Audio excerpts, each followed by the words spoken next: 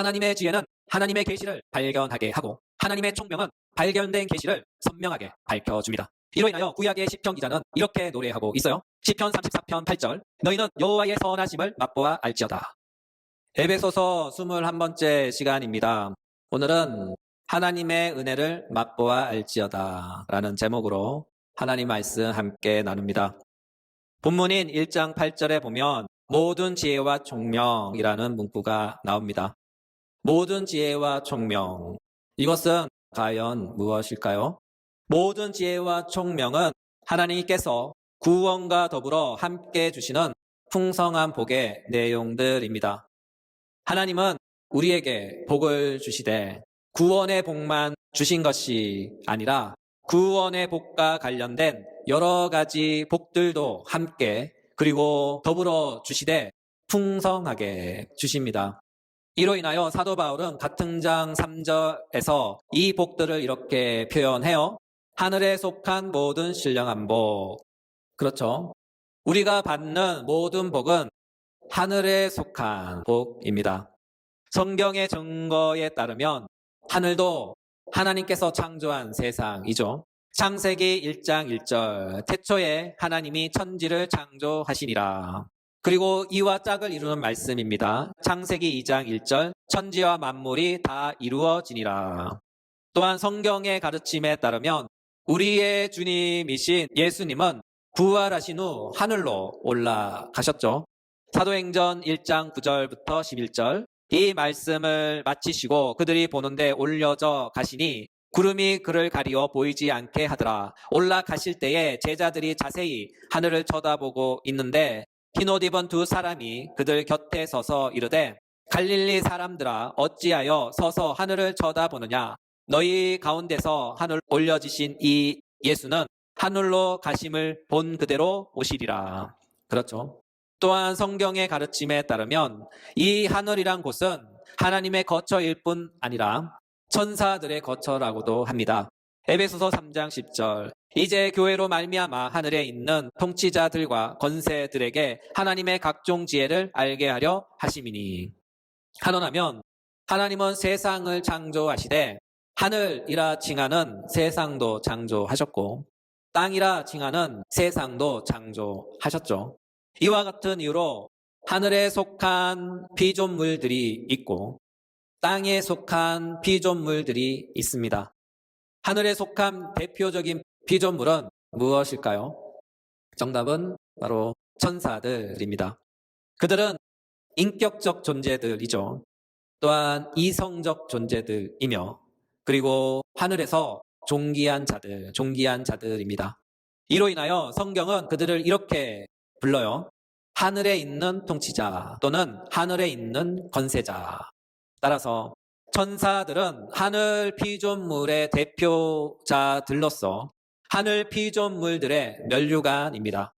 반면에 땅에 속한 대표적인 피조물들이 있어요. 그들이 누구일까요? 네, 우리가 잘 알다시피 바로 사람들이죠. 사람은 땅에 속한 모든 피조물 가운데 인격적 존재들이며 이성적 존재들이며 땅에서는 가장 존귀한 자들입니다. 이와 같은 이유로 사람은 땅의 모든 피조물 가운데 으뜸이자 모든 피조물들의 면류관이라 할 수 있죠.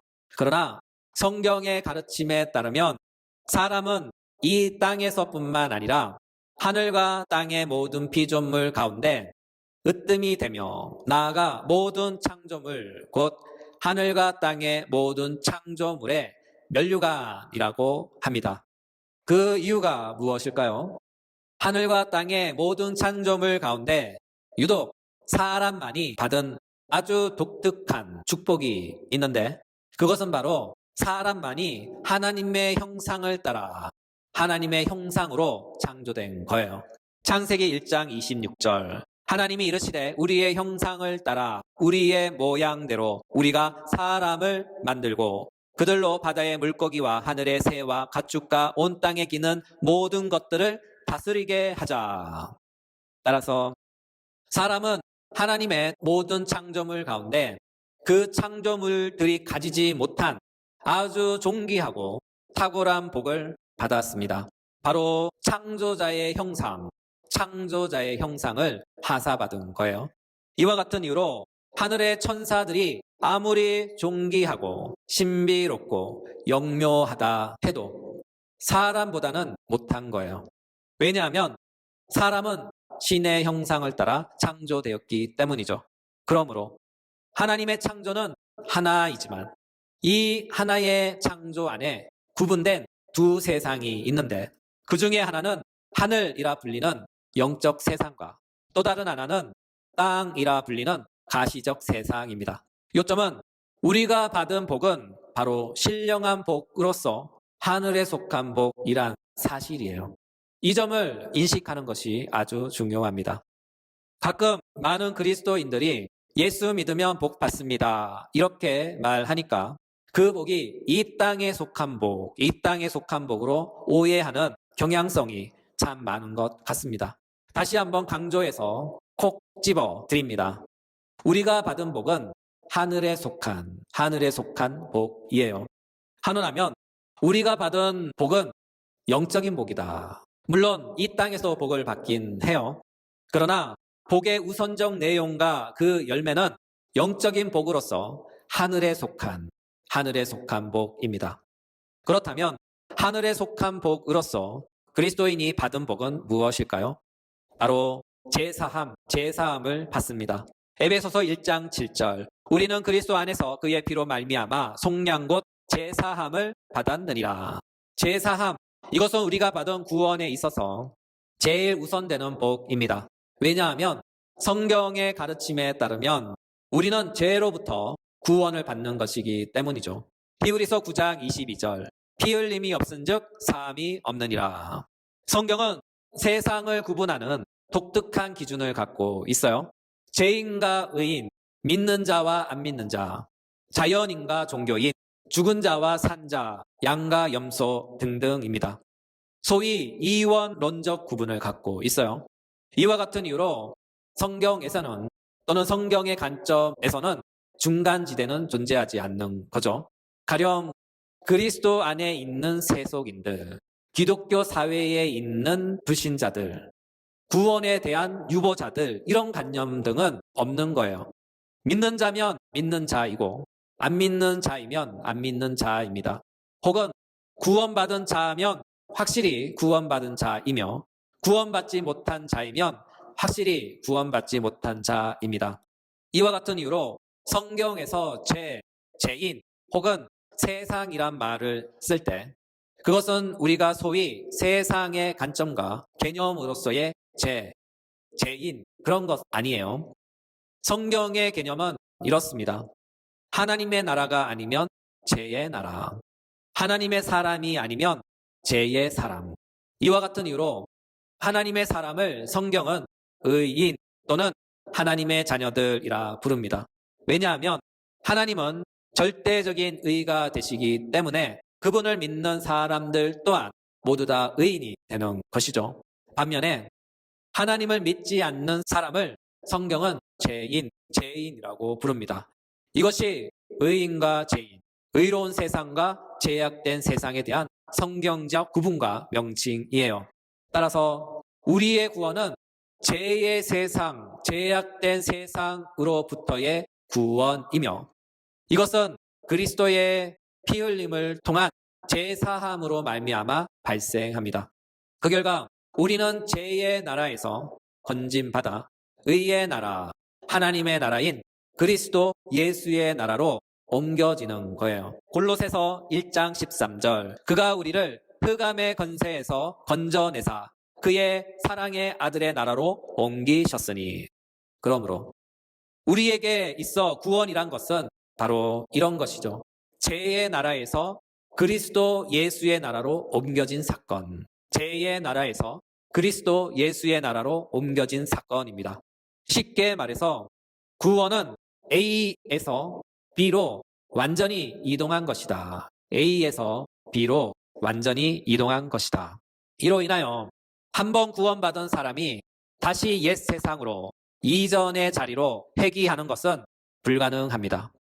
왜냐하면 예수님의 피는 절대적인 피이며 그 피의 가치는 절대적 우주적 가치를 지닌 피이기 때문이죠.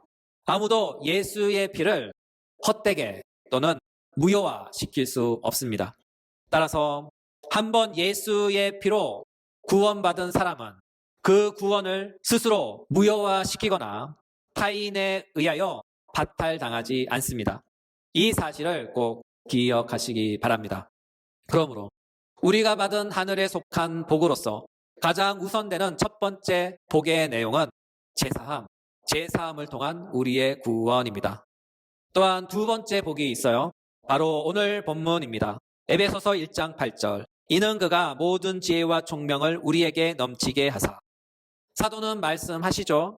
모든 지혜와 총명, 모든 지혜와 총명. 사도가 가르치시는 지혜와 총명은 세상에서 사용하는 국어 사전적 관점에서의 개념들이 아니에요. 사도가 사용하는 개념의 지혜는 하늘에 속한 신령한 복으로서의 지혜입니다. 이와 같은 이유로 본문에서의 지혜는 하나님의 은혜와 깊은 관련성이 있어요. 바로 하나님께서 주신 선물로서의 지혜입니다. 따라서 이것은 세상에서 얻을 수 있는 지혜가 아니에요. 또한 우리의 노력과 힘으로 성취할 수 있는 지혜도 아닙니다. 그러므로 하나님의 은혜로운 선물로서의 지혜는 세상에서 얻을 수도 없고 세상에서 찾을 수도 없고 우리의 노력과 수련으로도 가질 수 없는 것이죠. 왜냐하면 사도가 말씀하시는 지혜는 바로 하늘에 속한 지혜이기 때문이죠. 달리 표현하면 이 땅에는 없는 것이다. 이와 같은 이유로 사도는 말씀하셔요. 고린도 전서 2장 6절 7절. 우리가 지혜를 말하노니 이는 이 세상의 지혜가 아니요 또 이 세상에서 없어질 통치자들의 지혜도 아니요 오직 은밀한 가운데 있는 하나님의 지혜를 말하는 것이라. 또한 총명도 마찬가지예요. 사도가 가르치는 총명 또한 이 땅에 없는 것으로서 하늘에 속한 신령한 총명입니다. 이에 해당하는 헬라어는 프로네세이입니다. 이 단어의 의미는 생각, 사고방식, 이해력 등을 뜻하죠. 그러나 보다 선명한 개념은 사물의 통찰을 통한 이해력, 분별력, 판단력으로 보는 것이 더 적절해 보입니다. 이 단어에 대한 보다 선명한 이해는 마태복음 16장에 나오죠.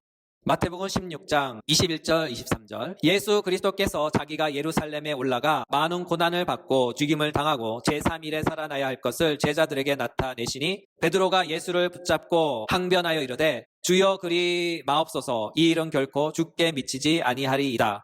예수께서 돌이키시며 베드로에게 이르시되 사탄아 내 뒤로 물러가라. 내가 하나님의 일을 생각하지 아니하고 도리어 사람의 일을 생각하는도다. 이 구절들에서 우리 주님이신 예수님의 이 말씀을 가만히 들여다보셔요.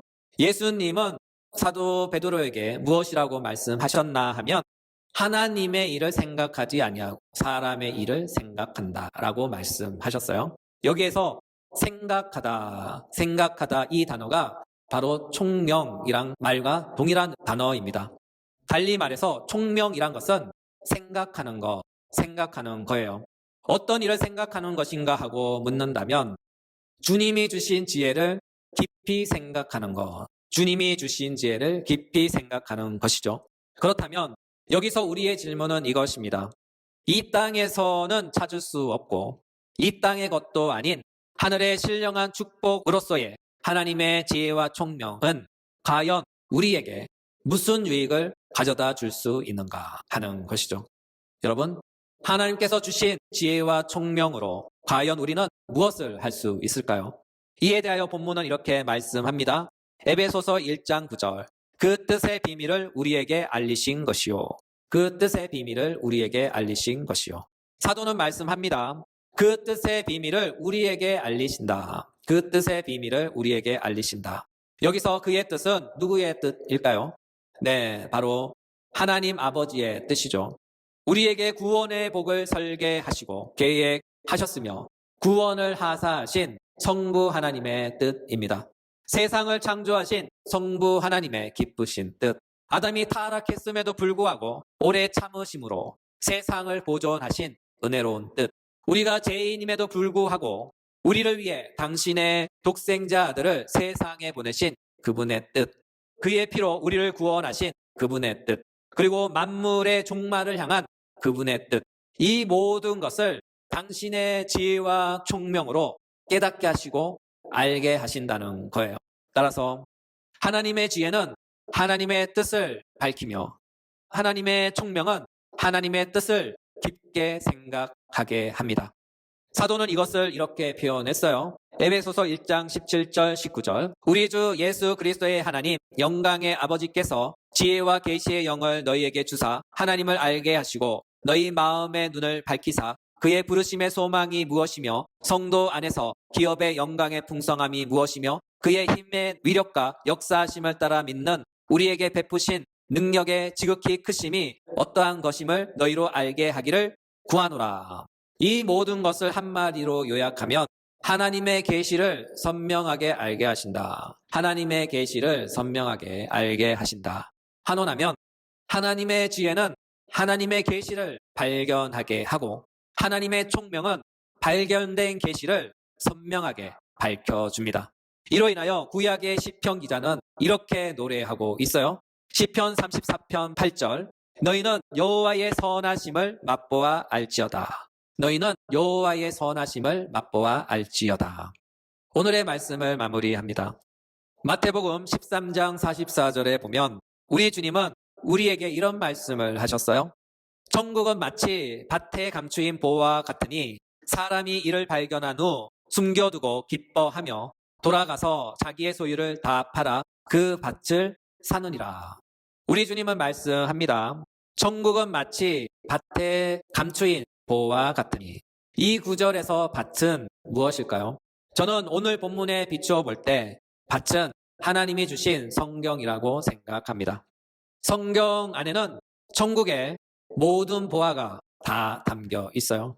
단지 우리의 눈이 어두워서 보아도 보지 못하고 우리의 귀가 닫혀서 들어도 듣지 못할 뿐입니다. 그렇다면 누가 성경 안에 담겨진 천국의 보화를 보고 듣고 소유할 수 있을까요? 바로 하나님의 지혜와 총명을 선물로 받은 자입니다. 왜냐하면 하나님의 지혜는 천국의 보화를 발견하게 하고 하나님의 총명은 보화의 가치를 깊이 생각하게 만들기 때문이죠. 따라서 천국의 기쁨과 천국의 보화를 이 땅에서 미리 맛보길 원하십니까? 그렇다면 기도합시다. 하나님께서 우리에게 지혜와 총명을 풍성히 부어주사 성경 안에 감추인 보화, 예수 그리스도 안에 있는 하늘의 신령한 복들을 맛보아 알 수 있는 은혜의 하늘 백성이 될 수 있기를 간절히 기도합시다. 하나님께서 구하는 자들에게, 간절히 찾는 자들에게 당신의 지혜와 총명을 풍성하게 부어주실 것입니다. 성경은 약속합니다. 구하라 그리하면 너에게 주실 것이요, 찾으라 그리하면 찾아낼 것이요, 문을 두드리라 그리하면 너희에게 열릴 것이니라. 그러므로 구하는 자가 받고 찾는 자가 찾을 것이며 문을 두드리는 자에게 하늘 보화의 문이 활짝 열릴 것입니다. 귀 있는 자는 이 말씀을 들으시길 바랍니다.